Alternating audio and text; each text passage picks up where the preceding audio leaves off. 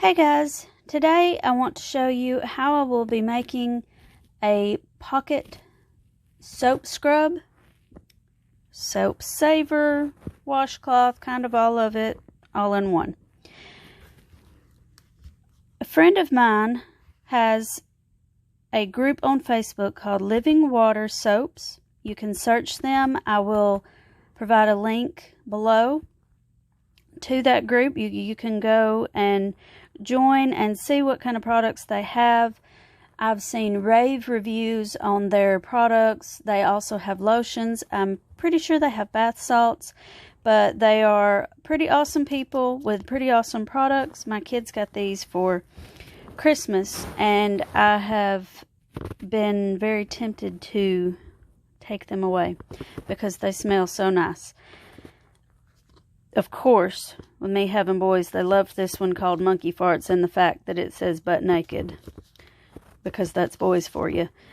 But they enjoy it. And I have seen, again, rave reviews about how great these products are for your skin. Of course, anybody that might have allergies to anything, you need to contact them directly and find out all of their ingredients, and they are pretty awesome, so I'm sure they will work with you as much as they can. This has just one little opening. You can put regular bar soap in there. I was inspired by these square-shaped soaps to make a square-shaped scrubber, washcloth, all-in-one sort of thing. So it just fits in there like that. You can use this to hang it up if you have a rack in your shower that you prefer things to not be left on the little shelves that typically come built into showers and tubs. So that's handy for that. And this yarn is super soft. You just would wet this, use this as your washcloth, and do what you need to do. The yarn that I've used for this is Line Brand Yarn Comfy Cotton Blend. This is in the colorway Cloud 9. It is 50% cotton and 50% polyester. With it being polyester, you do not want to use this for a pot holder or anything that will be exposed to direct heat. For whatever reason, if you were to decide to try to sanitize this by putting it in the microwave, that is a bad idea.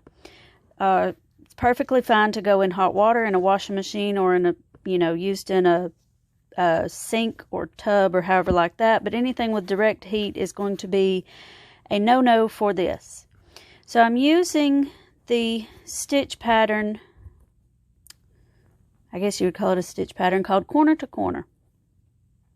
What you do for that, I'm using a size J 5.75 millimeter hook. You're going to create your slip knot, and then you're going to chain 6. 3, 4, 5, and 6. You're going to count 1, 2, 3, 4. You're going to double crochet into your 4th stitch.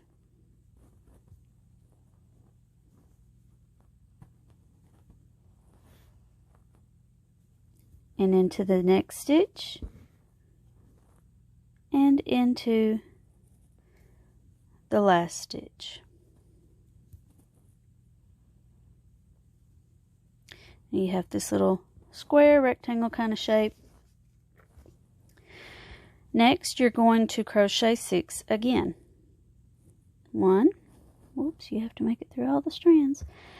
2, 3, 4, 5, and 6. Again, count 1, 2, 3, 4. You're going to yarn over and double crochet into the 4th and into the next 2.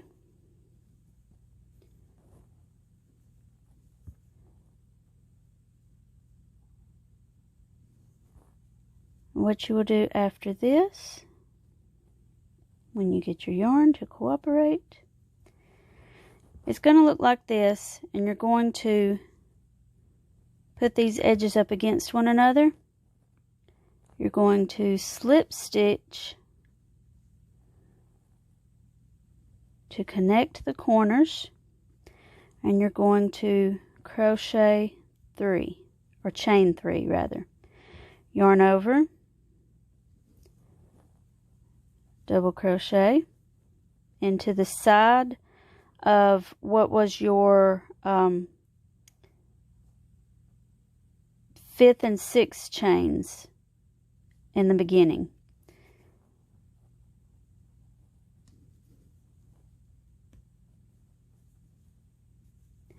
And then over into the corner that was your 4th chain that you started with. So you're going to end up, if you count this chain 3 as your first double crochet, and then 3 more along with it. So now you have, looks like little stairs. So you're going to chain 6,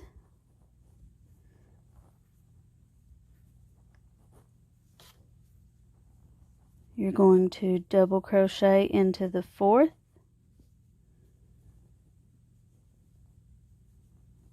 double crochet into the 5th, and double crochet into the 6th. And here we have this odd little square sticking out again until we connect it via slip stitch into this corner. Here we're going to chain 1, 2, 3. We're going to double crochet 3 more along this side. That makes 2, and this makes 3. So here we are. We're going to slip stitch again to connect these corners. Chain 1, 2, 3. Double crochet, double crochet,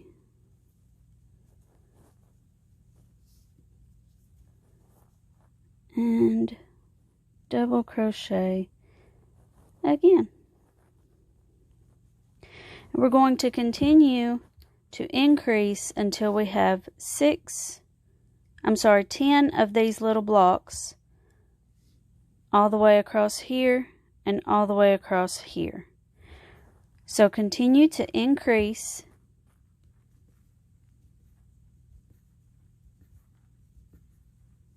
your blocks by chaining 6, chaining into the 4th, 5th, and 6th, slip stitch to connect, chain 3, do 3 double crochets, slip stitch to connect, chain 3, 3 double crochets, slip stitch to connect, chain 3, 3 double crochets, and then you're back along your edge, and you would begin again with the chain 6. Again, continue until you get 10 little blocks. You'll also have 10 going this way, and if I'm remembering correctly, you should have 10 blocks on the diagonal. Once you get there, we will come back and show how to decrease our blocks to maintain our square. See you then. Okay, so we have continued using our corner to corner method to build upon our soapsaver, soap scrubby, whatever we want to call it. And we now have 10 blocks going in each direction, and we have 10 going up at the angle. Normally, as we've been doing before, now that we're at the edge, we would typically chain 6, add on another block, but here we are going to start our decreasing to make this come back to a point so that we will end up with a square. So instead of, let me zoom in just a smudge. I don't know why it's blurry. There it goes. To do this, we're going to chain 1. We're going to turn our work. We're going to slip stitch 1, slip stitch 2, and slip stitch 3, and into the 4th. Now I will say that it can be a little aggravating at first to get all these stitches in, because you're changing the direction of your work so much that it can feel a little, the stitches can feel uneven, but just take your time, be patient, and do your best is all I can tell you. That's all I know to do. So now that we're at this point, we're going to chain 3. We're going to yarn over, double crochet, into the next stitch, yarn over, double crochet a second time, yarn over, and double crochet a third time. And then we will, just like before, slip stitch into the corner to attach. Again, chain 3. We're not getting to triple crochets yet. That's hard to say. And again, we will double crochet in the next 3 available spaces. Now, because the stitches are a little wonky sometimes, that is why you will notice sometimes I put the point of my hook in first, just to get a good grip with the hook on where I'm going, to make sure I have plenty of space, and to make sure that I'm not going in through the plies of one strand, because that can cause knots and tangles. Again, it is kind of difficult to work across the side of a chain sometimes, because that is what our stitches are doing. They're changing direction with each block. But as long as you work them evenly, you shouldn't see too much of a problem with the final product. So we're going to continue to do our double crochets across our chain 3. Let's see, I want to make sure I tell you this right. Our slip stitch, and then our chain 3, and then our 3 double crochets. We'll continue this across, and it will give us our corners. So I will pause the video here, and I will pick it up again when I get up here to this corner, and I'll show you what to do from there. Okay, so I'm to the last block for this. So again, chain 3, double crochet 3, and then we will slip stitch to attach it to the corner.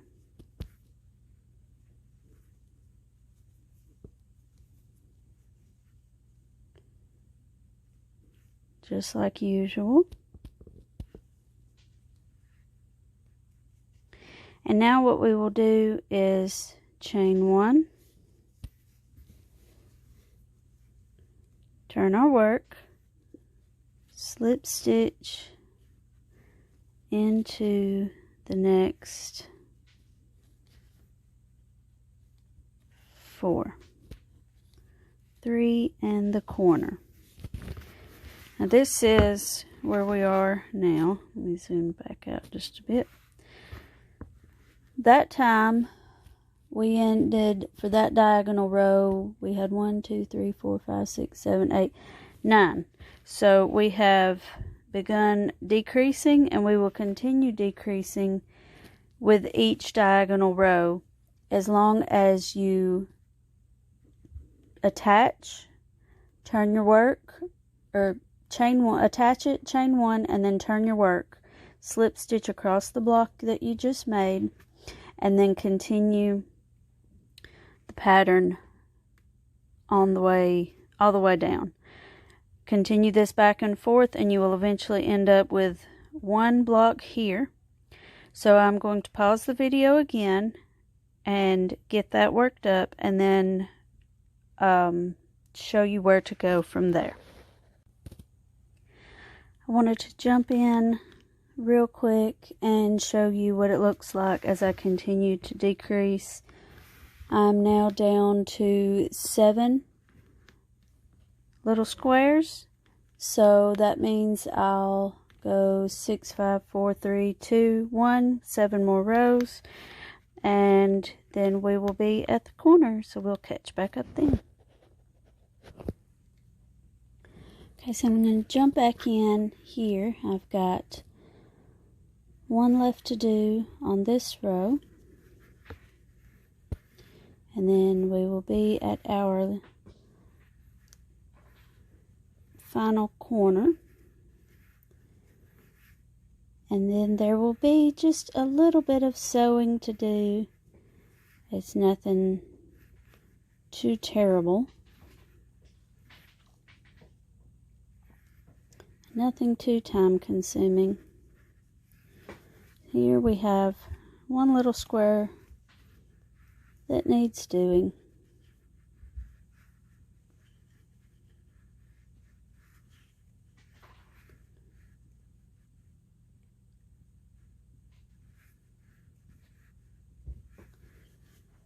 And just like all the others, we chain 3,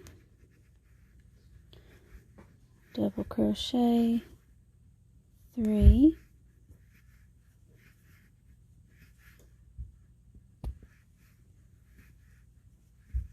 and then slip stitch into the corner. You could stop here, but just for a nice edge, I like to chain 1 and slip stitch across to the corner. Now this is where we will attach our little loop. We're just going to chain 10, 4, 5, 6, 7, 8, 9, 10. We're going to come back to this corner, insert our hook, yarn over, pull up a loop, and slip stitch that closed. And we will, not cut into the whole thing, because then we'd have to start over. Leave a little bit of a tail. We're going to pull that through and tie our knot. Now, when at all possible, I like to hide tail ends in sewing. Sometimes I weave them in with a hook. Sometimes it's easier to thread you a needle with what you have left. To make our little pocket shape, what we're going to do is we're going to take the corner with the hook or with the loop and put it together with this corner. And start over here, and I'm going to kind of go from the inside out just so that it hides the tail from our sewing thread on the inside. Anytime I can do anything to get out of weaving in our edges, I will do it. And we're just going to do a simple whip stitch. Doesn't have to be very precise, doesn't have to be perfectly even, just as long as you make sure you're catching, ooh, I had a tangle. Make sure you're catching both pieces, or otherwise there's not much point in sewing if you're not attaching something to another thing.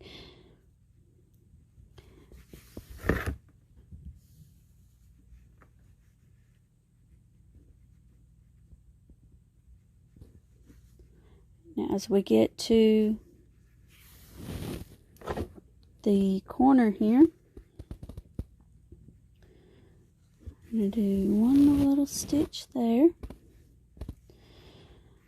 Okay, now we have a little bit of a point here. I'm going to take this corner and put it together with this corner. And we will sew whip stitches along the length of this.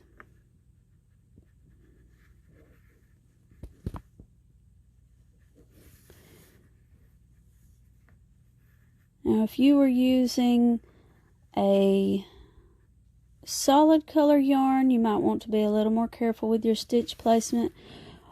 Or if you were using like if you were trying to put stripes in this somehow, then you would probably want to be a little more careful with the stitch placement on this whip stitch, just for neatness' sake. Alright, and again, I don't like sewing in tails, so I'm going to just whip stitch back up the length of this to the center.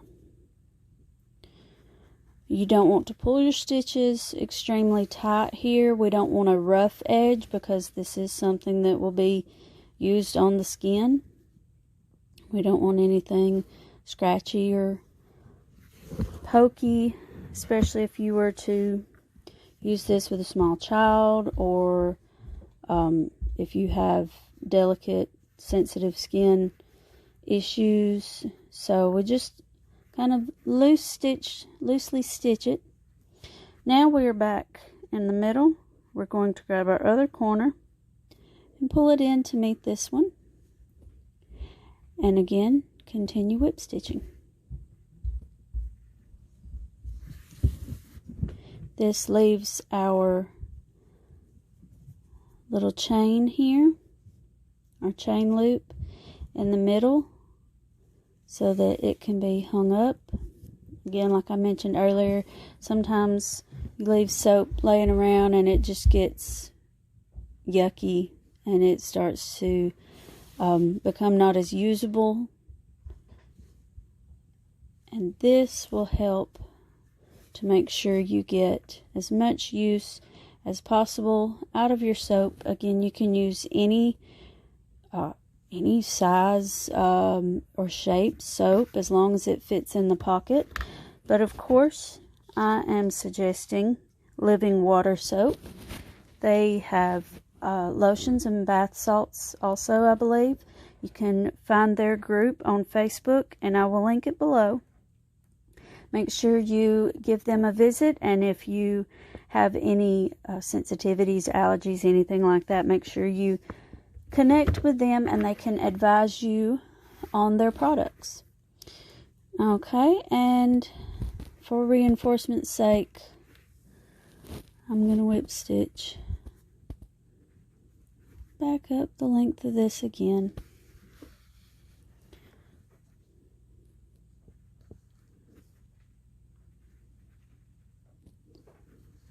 If you would like to purchase one of these from me, you can contact me on Facebook in my group Robin's Crocheted Creations, or on Instagram under the same name, Robin's Crocheted Creations. You want to make sure your corners meet up well. You can also purchase a copy of this pattern on Etsy and Ravelry. I will have the links for that posted below.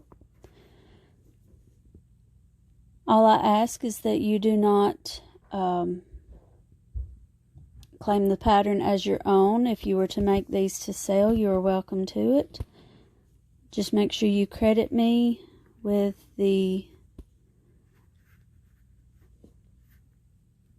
as the owner and designer of this pattern. No, it's not anything fancy, but if you've ever designed a pattern for anything, you know the time and effort put into it. And a little shout out to the creator of something is always nice. So we'll just pull our ends down in there. And again, there's a little bit of give to this because we didn't crochet or sew too tightly. So it fits right inside there. We have our little loop. We can hang it up. And it can be used straight from there. So thanks very much for watching. And I hope you have enjoyed it.